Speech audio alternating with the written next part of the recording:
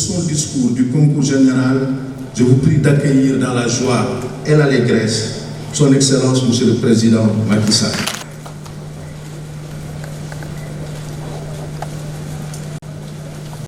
Madame la Présidente du Haut Conseil des collectivités territoriales, Mesdames et Messieurs les ministres d'État, Monsieur le ministre de l'Éducation nationale, Monsieur le ministre de la formation professionnelle, de l'emploi et de l'apprentissage et de l'insertion, Monsieur le ministre de l'Enseignement supérieur, de la recherche et de l'innovation, Mesdames, Messieurs les ministres, Mesdames, Messieurs les membres du corps diplomatique et représentants des partenaires techniques et financiers, Mesdames, Messieurs les inspecteurs d'académie, membres du corps enseignant et du personnel administratif, Monsieur le Général, chef d'état-major général des armées, Mesdames, Messieurs les secrétaires généraux des syndicats d'enseignants, Mesdames, Messieurs les membres de la société civile, Mesdames, Messieurs les partenaires de l'éducation nationale, Mesdames, Messieurs les présidents des associations de parents d'élèves, Mesdames, Messieurs les membres de la famille du parrain, chers parents d'élèves, chères lauréates et lauréats,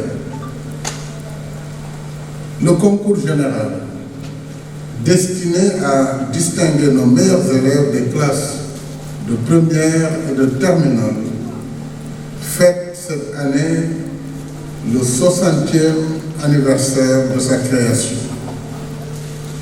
Je rends un hommage appuyé à mon illustre prédécesseur, le président Léopold Sédar Senghor, pour avoir instauré par décret cette prestigieuse institution scolaire.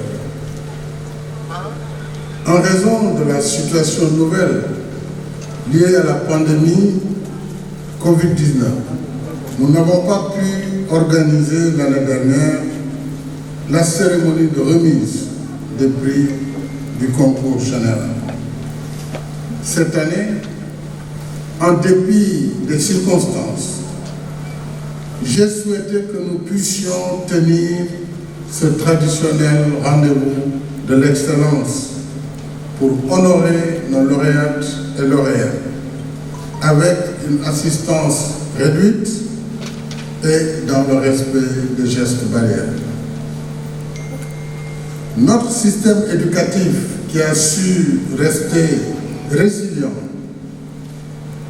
les candidats et leurs encadreurs qui ont consacré du temps et des efforts considérables à cette compétition fort sélective dans le contexte si difficile de la pandémie méritent bien cette fête.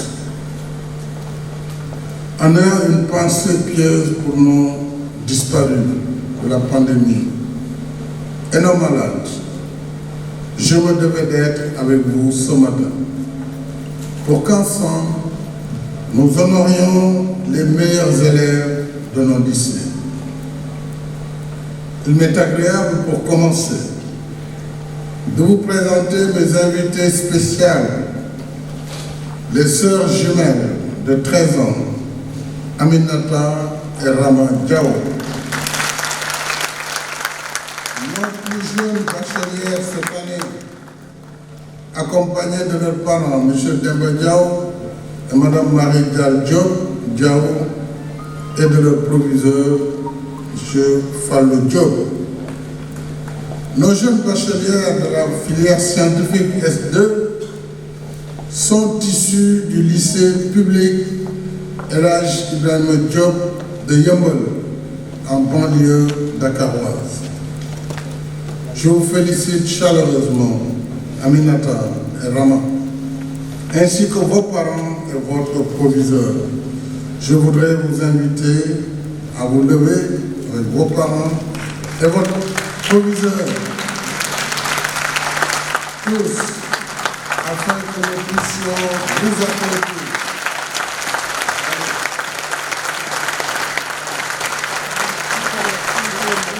Merci beaucoup. Merci également à M.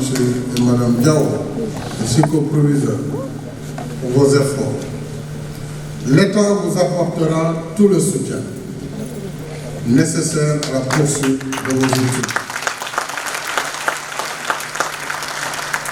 Chacune de vous bénéficiera d'une bourse d'excellence. J'ai déjà, à ce propos, instruit le ministre chargé de l'enseignement supérieur dans ce sens.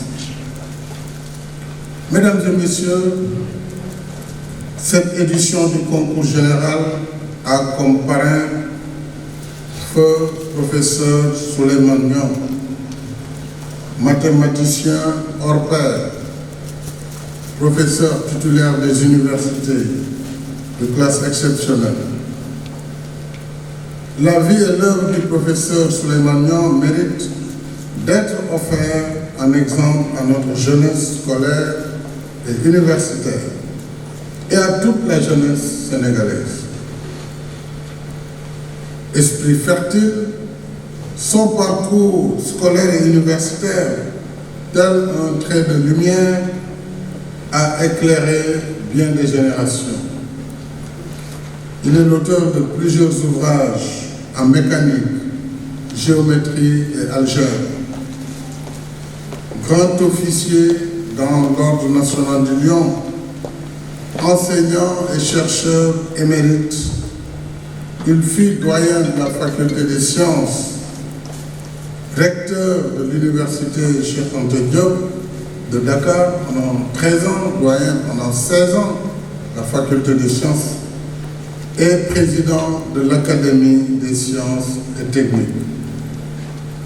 Son expertise reconnue dans différentes instances scientifiques nationales lui a ouvert les portes du Conseil scientifique de l'OUA en son temps et du bureau de la Commission africaine pour l'enseignement des mathématiques, entre autres activités internationales. J'ai personnellement connu le professeur Souleymane Niang quand j'étais moi-même étudiant à l'Institut des sciences de la Terre, alors qu'il y était doyen de la faculté des sciences. Je peux vous témoigner qu'en plus de son érudition, ce que j'ai retenu de lui principalement, c'est sa rigueur scientifique, sa probité intellectuelle, son courage face aux défis. Et croyez-moi, à l'époque, j'étais de l'autre côté, étudiant revendiquant face aux doyens. Il est arrivé qu'il nous reçoive seul dans son bureau, au département de mathématiques. C'était un petit bureau. Il était là, devant le bureau, et nous étions 3 ou 4, nous tenions à peine dans la salle, revendiquant, exigeant ceci ou cela. Il n'y avait ni force de l'ordre, ni police, et il tenait la dragée haute aux étudiants que nous étions pour défendre les valeurs pédagogiques qui devaient être celles de l'université, en particulier celles d'une faculté des sciences. Je me devais de faire ce témoignage. Il avait le sens de l'autorité.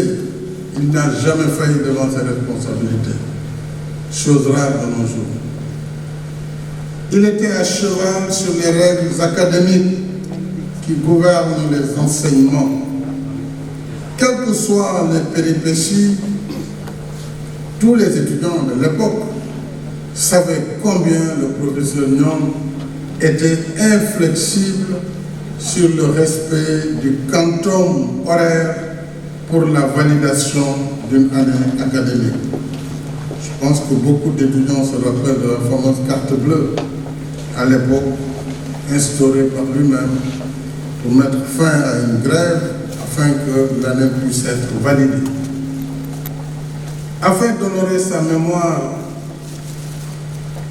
j'ai décidé que la future université de Matam porte désormais le nom de l'université parrain, et sera l'université Souleymane Niang de Matam. La brillante trajectoire du professeur Souleymanian est une source d'inspiration pour le thème de cette édition. Pédagogie innovante à l'école dans le contexte Covid-19, l'apport du numérique pour des enseignements apprentissages de qualité. Dans son discours d'usage, Mme Dieynaba Diouf, professeure de lettres à la maison d'éducation Mariama Ba, que je félicite, et parlant de la maison d'éducation Mariama Ba, je voudrais vous dire ici que vous aurez le statut de lycée d'excellence dès la rentrée de septembre. Le ministre de l'Éducation a déjà fini toute la procédure et le décret sera pris en septembre. Je plaît à Dieu. Je disais donc que Mme Dieynaba Diouf, professeure de lettres à la maison d'éducation Mariama Ba, a traité le sujet avec brio. Madame, je voudrais vous en féliciter. J'ai beaucoup apprécié la clairvoyance de votre approche. Vous avez entre autres fait des rappels historiques évoquant avec un brin de nostalgie la méthode CLAD comme prémisse de l'enseignement à distance au Sénégal. Donnez également des exemples illustratifs de l'apprentissage par le numérique chez nous, bien avant la pandémie Covid-19, et souligner la formidable synergie des efforts qui a permis à notre pays d'assurer la continuité des enseignements apprentissages et de sauver ainsi l'année scolaire 2019-2020.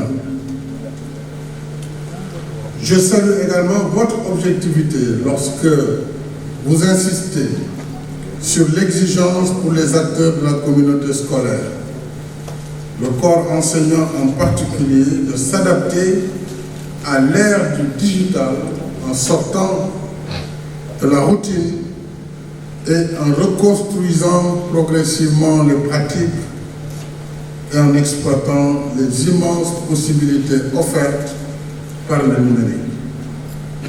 Je souhaite pour ma part rappeler ici l'importance primordiale que j'attache au développement de l'économie et de la culture du numérique comme catalyseur de progrès et soutien à la formation des ressources humaines de qualité. C'est le sens du Grand Prix du Président de la République pour l'innovation numérique, qui récompense nos meilleurs jeunes inventeurs dans ce domaine. C'est aussi le sens des politiques publiques d'équité territoriale, dont l'installation d'un réseau de fibres optiques, 6000 km de fibres optiques couvrant l'ensemble de nos 46 départements. L'intensification de l'électrification rurale,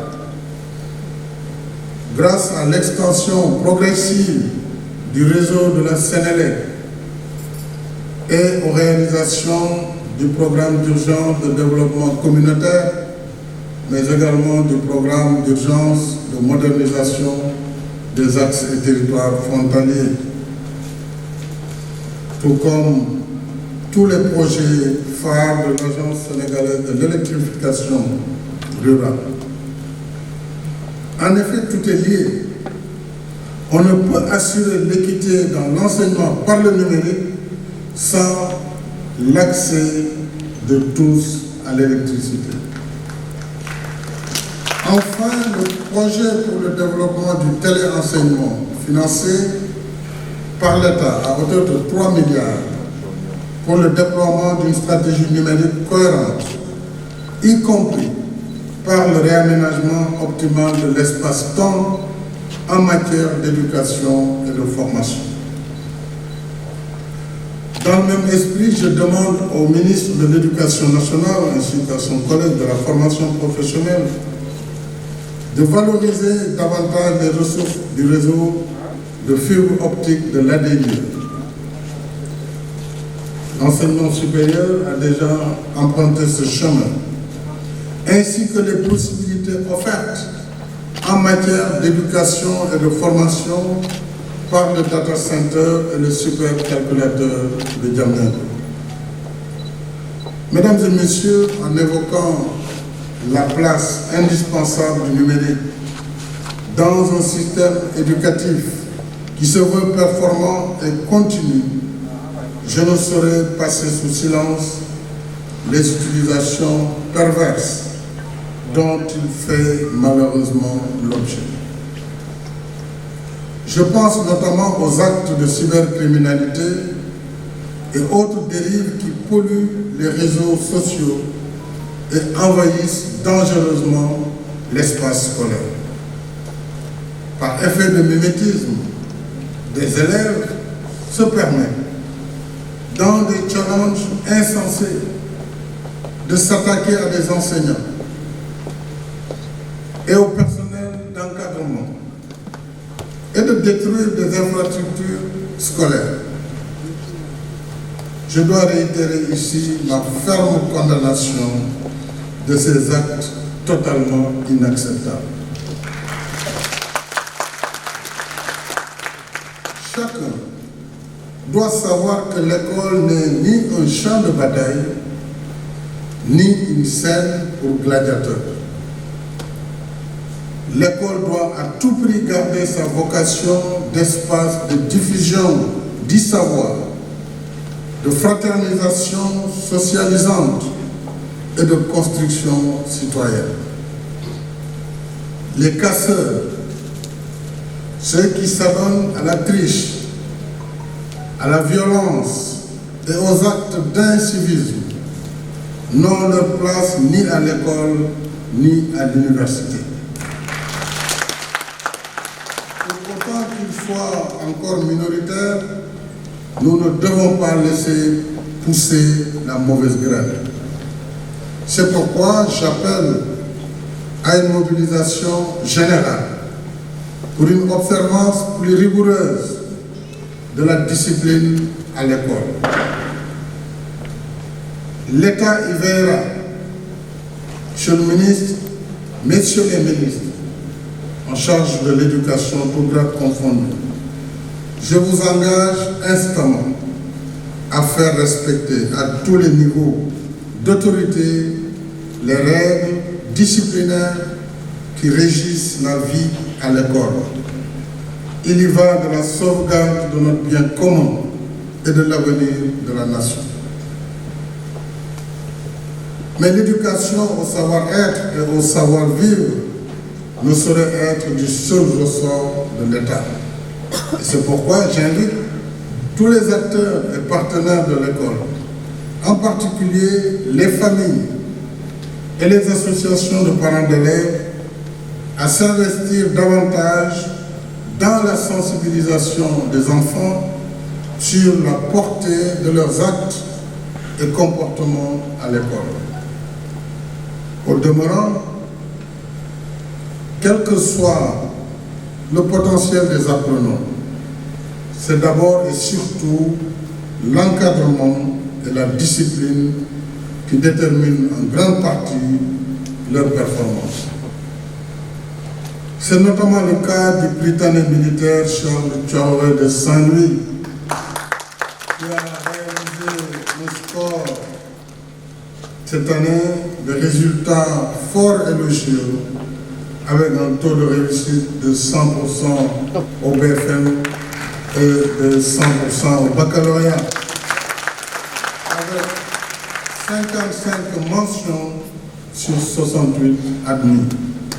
Je voudrais d'abord féliciter le chef d'état-major général de l'armée, ainsi que la direction de l'école et tous les encadreurs. C'est aussi le cas d'autres établissements publics et privés dont la tradition d'excellence repose sur un encadrement et une discipline méthodique comme fondement indispensable du parcours scolaire. Du reste, ce sont ces mêmes établissements qui sont habitués aux meilleures performances du concours général. En restaurant partout les règles de discipline et de rigueur dans l'encadrement, notre système scolaire continuera sans doute de former des ressources humaines de qualité à l'image de ce que Mariama Ba appelait une armée noble aux exploits quotidiens qui, déjouant pièges et embûches, plante partout le drapeau du savoir et de la vertu. Fin de citation. Dans ce sens, messieurs les ministres en charge du concours général, il convient d'engager dans les meilleurs délais une réflexion globale sur les voies et moyens d'améliorer les performances des candidats. Au vu du palmarès, je note qu'il y a quasiment un match nul filles-garçons avec un léger avantage aux premières. 50,47% des prix ont été décernés aux filles. Bravo.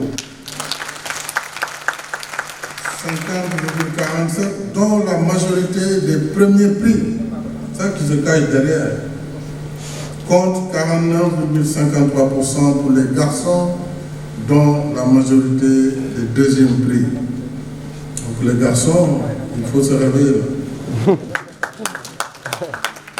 J'observe également, messieurs les ministres, que les performances de cette année ont été moyennes, voire faibles, dans les filières scientifiques, en citoyenneté et droits de l'homme, en histoire et géographie, en français et surtout en philosophie, discipline dans laquelle aucun prix ni accessible n'a été décerné. Il est vrai que les circonstances liées à la pandémie ont dû impacter négativement les conditions de préparation au concours de cette année. Mais il ne faut pas s'y méprendre. Les indicateurs de ces dernières années sont assez fiables pour nous interroger sur le niveau général de notre système éducatif et travailler à son amélioration. M'adressant à vous, chers lauréates et lauréats, je voudrais vous dire toute ma fierté, mes félicitations et mes encouragements. Les prix que vous recevrez tout à l'heure devant la nation sont le fruit de votre mérite personnel, de votre volonté affirmée, de votre discipline et de votre rigueur librement consentie.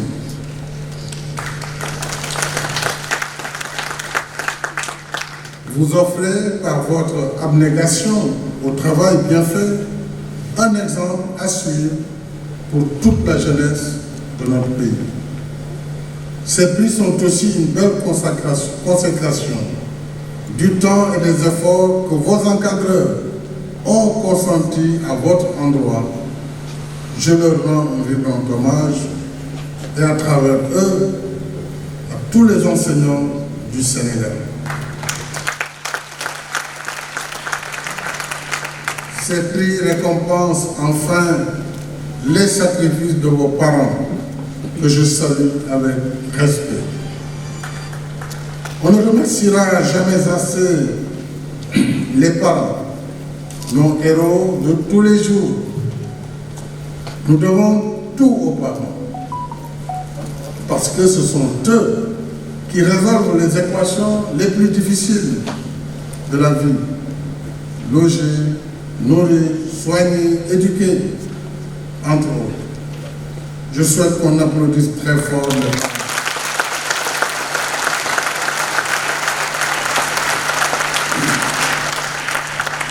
Merci beaucoup.